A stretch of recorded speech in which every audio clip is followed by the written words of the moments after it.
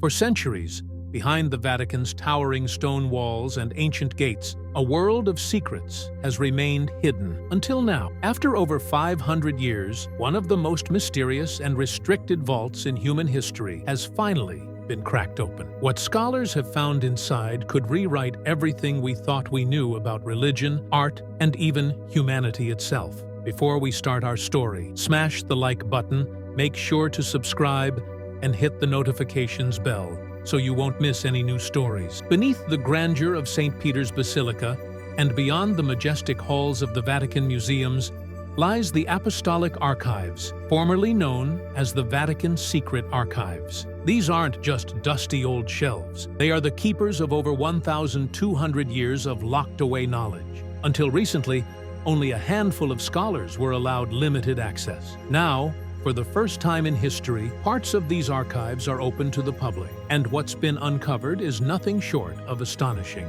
Among the early discoveries was a set of original letters from Galileo Galilei during his trial for heresy in the 1600s. These documents offer a haunting look into the war between science and religion, as Galileo defended his belief that the Earth revolved around the sun, a claim that shook the foundations of the Church. And then, there are the secret diplomatic letters of Pope Pius XII, the controversial wartime pope. For decades, historians debated his role during the Holocaust. Was he silent or secretly helping those persecuted by the Nazis? The newly opened files provide pieces to that puzzle, but with every answer, more questions emerge. But the secrets aren't just on paper. In a sacred chamber called the Room of Tears, where new popes retreat immediately after election, restorers made a breathtaking artistic discovery. Hidden beneath centuries of grime and soot were two forgotten frescoes, possibly painted by Raphael or one of his students. These masterpieces, thought to be lost forever, were revealed by accident during a routine cleaning, ushering in a new wave of excitement among art historians. Just when scholars thought they'd seen it all, a concealed door beneath the Medici chapels led to another shock. A tiny room believed to have been used as a hideout by Michelangelo himself during the political chaos of 16th century Florence.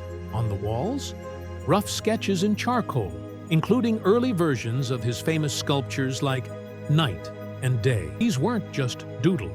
They were raw, emotional glimpses into the mind of a master during one of the most dangerous times in his life. And deep beneath the Vatican, a necropolis, or city of the dead, has stunned archaeologists. Just meters under St. Peter's Basilica lies an ancient Roman burial ground filled with tombs dating back to the 1st and 2nd centuries AD. This site, known as the Scavi, provides an intimate look into the early Christian community and possibly the final resting place of St. Peter himself. Inside the archives, researchers also unearthed papal documents from the Inquisition, records that had been sealed away for centuries.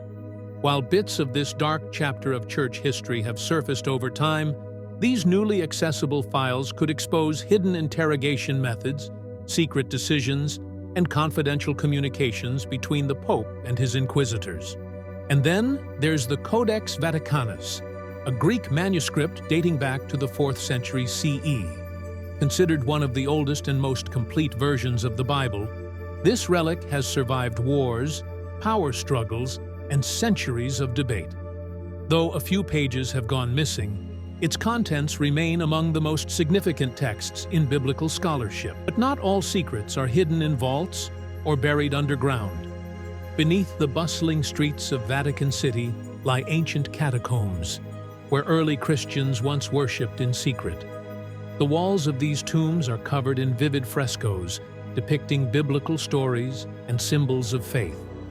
These images trace the evolution of Christian art, from simple fish symbols to full, emotionally rich scenes of gospel stories. And while it may come as a surprise, the Vatican also houses real Egyptian mummies. In fact, the Vatican's Egyptian Museum, established in 1839, was part of Europe's obsession with ancient Egypt. The mummies preserved here, some over 4,000 years old, are more than just relics. They're a symbol of how deeply the Vatican has been connected to the ancient world. collecting artifacts from beyond the Christian tradition. But among all the treasures, one truly legendary item stands out: a codex attributed to Leonardo da Vinci. Known as Codex Vaticanus Urbinus 1270, this notebook, painstakingly compiled by his student after his death, contains sketches and writings on anatomy, mechanics, and the nature of movement and force. Far more organized than his other scattered works, this codex offers a rare, structured window into da Vinci's brilliant mind. And that's just the beginning. As we dive deeper into the hidden world of the Vatican, the discoveries only grow more extraordinary, more spiritual, more controversial, and sometimes even more unbelievable. Let's begin with one of the most debated relics in Christian history, the Shroud of Turin. Believed by many to be the actual burial cloth of Jesus Christ, it bears the faint, haunting image of a man who appears to have been crucified, complete with wounds and bloodstains. Scientists in 1988 dated the cloth to the medieval period, suggesting it was created between 1260 and 1390 CE. But many still question the accuracy of those results. Some argue the tested piece was from a repaired section, not the original cloth. Others suggest the image was formed by mysterious light, radiation, or microbial reactions, none of which fully explain how such an imprint appeared.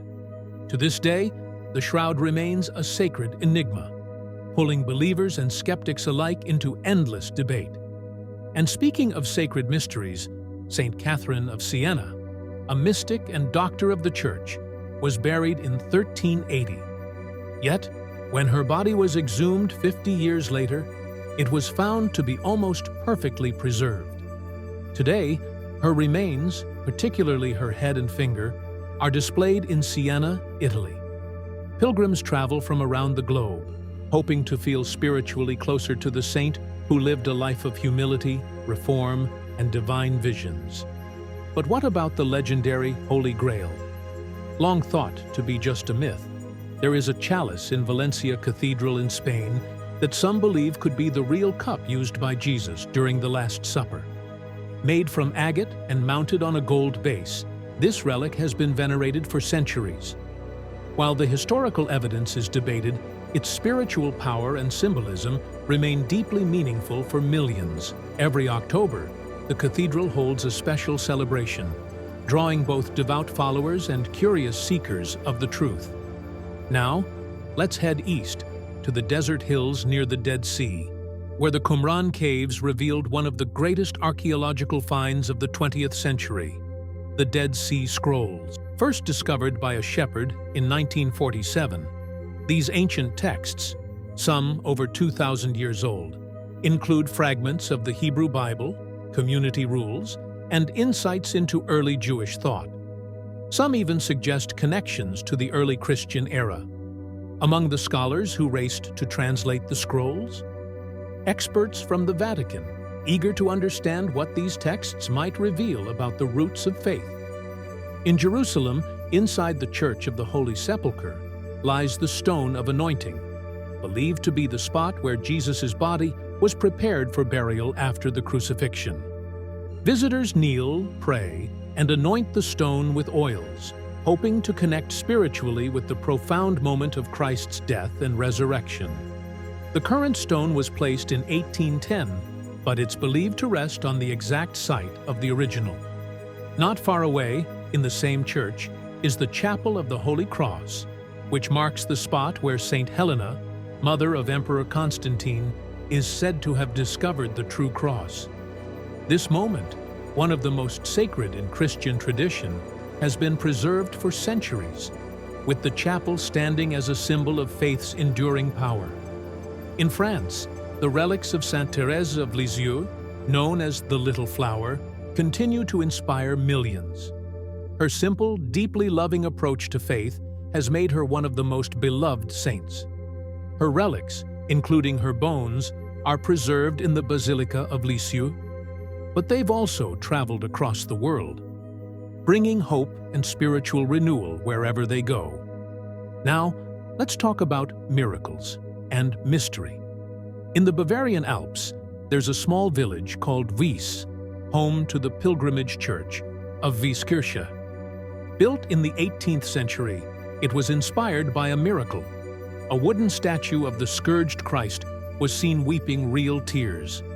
The event turned the humble chapel into a pilgrimage site, eventually giving rise to a magnificent church filled with Baroque beauty and spiritual power. And from Germany to Belgium, we uncover one of the most celebrated works of Christian art, the Ghent altarpiece, also known as the Adoration of the Mystic Lamb. Painted in 1432 by the Van Eyck brothers, this massive masterpiece consists of 12 panels filled with stunning detail, religious symbolism, and revolutionary realism. The altarpiece has survived wars, theft, and even Nazi looting. Today, it remains not just a treasure of the art world, but a living symbol of sacrifice, salvation, and divine mystery. Hidden deep within the Vatican museums is another wonder, the dogmatic sarcophagus. Created in the 4th century CE, this marble tomb is covered in carvings showing scenes from the Bible, like the creation of Adam and Eve. It reflects how early Christians expressed their faith through art, blending theology and visual storytelling in a way that still inspires awe. And beyond the Vatican's own walls, archaeologists in London recently made a spine-tingling discovery: centuries-old tombs beneath a medieval church. These tombs, decorated with intricate stonework and inscriptions, are believed to belong to important figures from the Middle Ages. The fact that they were buried beneath the church floor shows the deep reverence once held for those connected to spiritual leadership. In India, the Padmanabhaswamy Temple in Kerala is perhaps one of the most mysterious holy sites in the world. While the temple itself is grand and awe-inspiring, it's the sealed underground vaults that have captivated imaginations. Said to contain immense treasures, gold, jewels, ancient artifacts, these chambers remain unopened due to strong religious beliefs and fears of curses. One door, in particular, is believed to be impossible to open without divine permission. Despite partial inventories revealing staggering wealth, many secrets still lie locked away. And finally, we return to Saint Peter himself. In a recent excavation in Rome, archaeologists found bone fragments believed to be his. Peter, once a humble fisherman, later the first leader of the Christian Church, has long been said to rest beneath St. Peter's Basilica. If these fragments truly belong to him, it would confirm centuries of belief, solidifying a direct link between the early Church and its modern legacy. So, what else could be buried in the endless vaults, crypts, and archives of the Vatican? Could there be lost books, forgotten relics, or even explosive truths waiting to be revealed? One thing's for sure, we've only scratched the surface. If this journey into the unknown has left you with more questions than answers, hit that subscribe button, like this video, and let us know in the comments what Vatican mystery you think still remains hidden. Because in the world of faith, power, and forgotten history, some secrets refuse to stay buried.